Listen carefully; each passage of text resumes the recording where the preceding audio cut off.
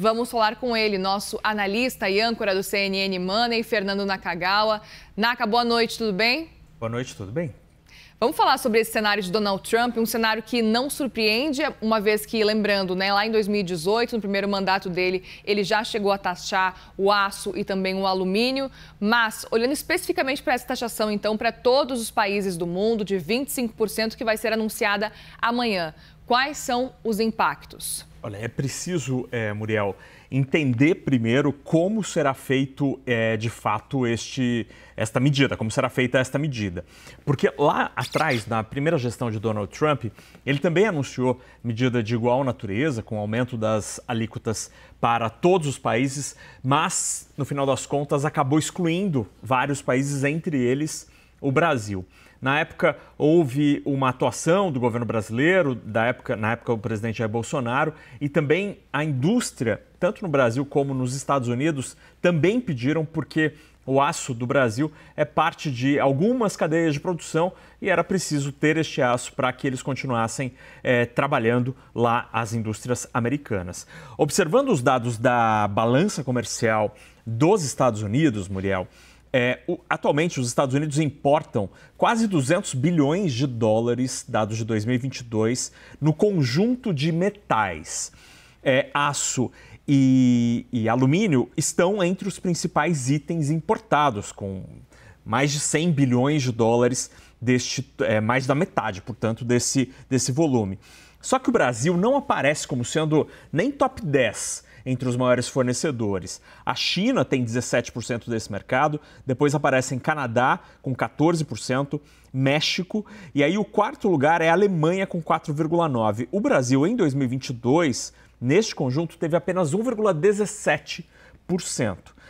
A gente procurou, a redação da CNN, tanto a indústria do aço, pelo Instituto Aço Brasil, como a Associação Brasileira da Indústria do Alumínio, a ABAL, e as duas entidades ainda não se pronunciaram.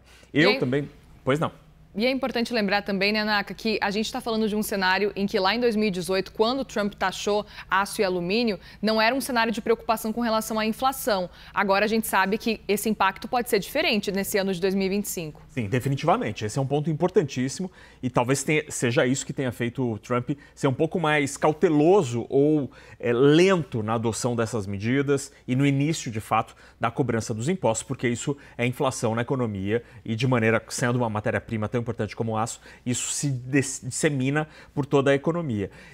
A gente também procurou o MIDIC, o Ministério do Desenvolvimento, né, Indústria e Comércio, assim como o Ministério de Relações Exteriores, o Itamaraty. Nenhuma das duas pastas se pronuncia oficialmente sobre o tema, dizem que é preciso aguardar detalhes. Durante as últimas semanas, em Brasília, havia discussão sobre se, diante do risco de adoção de medidas contra o Brasil, se a reação do Brasil seria pontual, cirúrgica, como foi a reação da China, ou se seria ampla e universal, como está sendo a atuação dos Estados Unidos.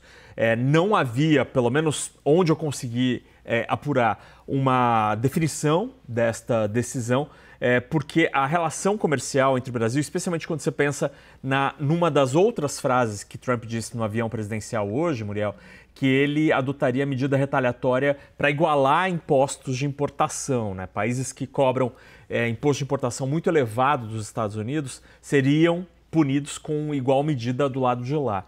Só que a diferença, e torna isso mais complexo no caso brasileiro, é que nós exportamos muitas commodities para os americanos. Também há itens acabados como aço, mas importamos basicamente itens industrializados e combustíveis já processados.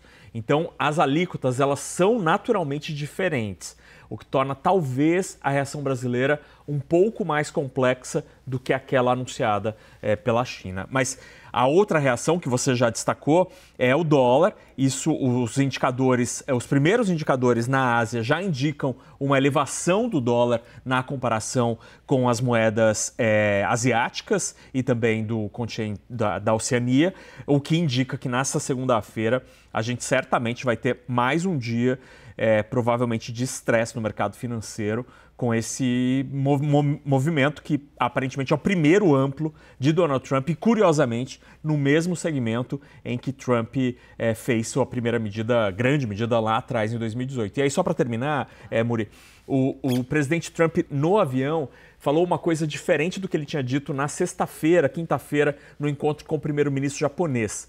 Quando ele encontrou com o primeiro-ministro japonês, ele disse com um tom relativamente positivo de que ele encarava de maneira positiva a possibilidade de a US Steel ser vendida para a Nippon Steel, que é a grande siderúrgica japonesa. Hoje, ele mudou o discurso completamente. Ele disse que não quer que a empresa seja vendida. Disse que se os japoneses quiserem investir na US Steel, ok, mas não vão comprar. E do lado do primeiro-ministro do Japão era outro discurso. A gente vai ter que acompanhar de perto ainda o que vai acontecer. Fernanda Nakagawa, muitíssimo obrigada pela participação aqui com a gente.